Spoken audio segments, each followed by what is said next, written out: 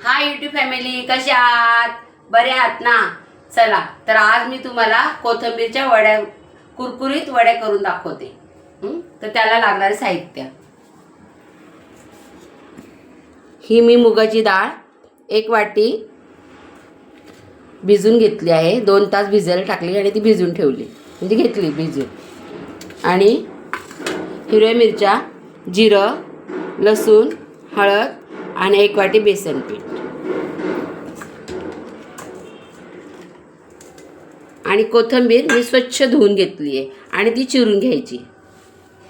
आणि त्याच्यामध्ये स्पृहा मसाले 1 चमचा घेते. हे माझे घरगुती मसाले आहेत. चला तर आपण हे सर्व साहित्य वाटून घेऊया.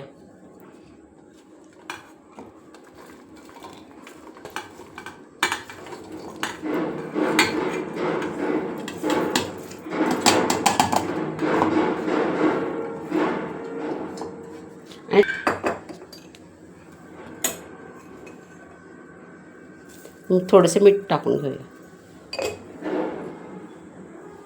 आणि हे आपण वाटून घेऊया.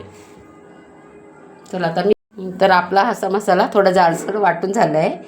आणि आता आपण ही मुगाची डाळ अशीच वाटून घेऊया.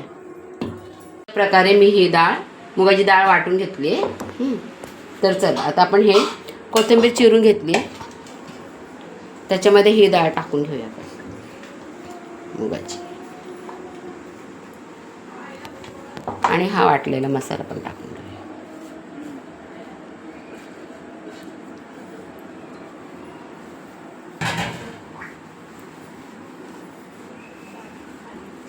हे पूर्ण आपण एकजीव करूया असं.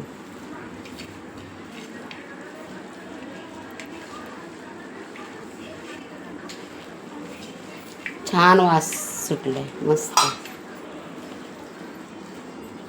आणि त्याच्यात आपण हे बेसन टाकून घेऊया.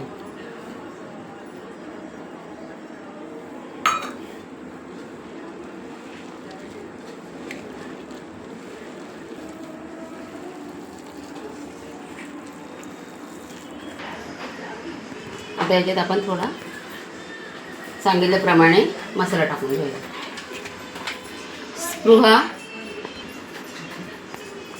स्पृहा मसाला आहे. हा घरगुती बनवलेला आहे आणि याची चव वेगळी आहे. आणि मसाल्याला तरी वगैरे खूप छान येते. आणि चवीनुसार आपण थोडं पहिले मीठ टाकलंच होतं, अजून थोडंसं टाकून घेऊया. अशा प्रकारे आपण हे कोथिंबीर वडीचं साहित्य तयार करून घेतलं.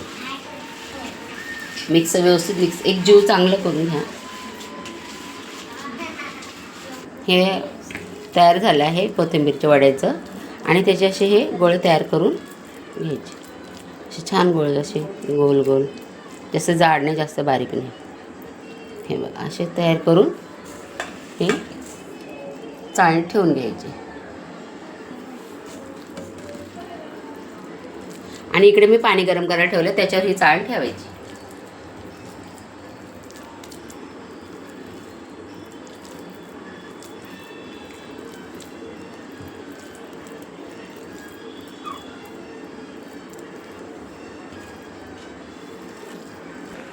अशा प्रकारे सगळ्या लाट्या तयार केल्या आहेत. आता पाणी गरम करायला ठेवलं, त्याच्यावर आपण हे वाफवायसाठी ठेवून देऊ.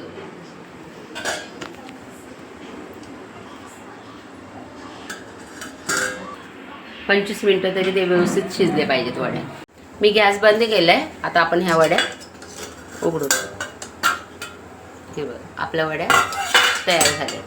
वड्यांचा कलर चेंज झाला ना तर समजा आपल्या वड्या तयार झाल्या. अशा प्रकारे ह्या माझ्या कोथिंबीर वड्या तयार झाल्या. आता याचे आपण हे कट करून घेऊया.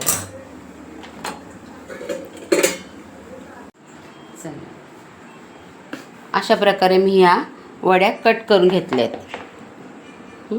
तेल गरम करायला ठेवले गॅसवर तव्यामध्ये.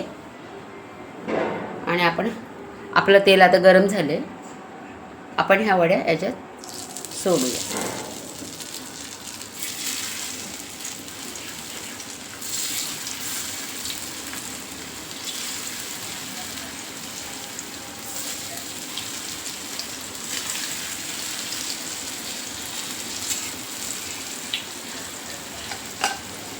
अशा प्रकारे आपल्या कोथिंबीर वड्या तयार झाल्यात.